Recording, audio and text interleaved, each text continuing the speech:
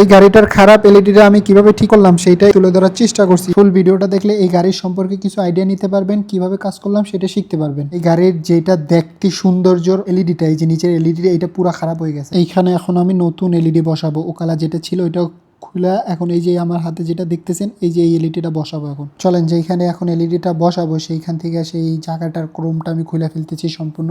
ভিতরে যে জিনিসপত্র আছে যেগুলো খুলতে হয়, খোলার পর যেখানে লাগাবো সেটা মাপ নিয়ে সব কিছু আমি করে ফেলতেছি, আপনাদেরকেও দেখাচ্ছি। আর যারা না বুঝতে পারেন তাহারা আমার ইনবক্সে নক দিতে পারেন বা আমার মেসেজ করতে পারেন, তাদেরকে আমি বলে দেবো ইনশাআল্লাহ যতটুকু পারি ততটুকু। আমার লাগানো কমপ্লিট, দেখছেন কত সুন্দর পাওয়ার হয়েছে। আজকের জন্য এই গাড়িটার কাজ কমপ্লিট।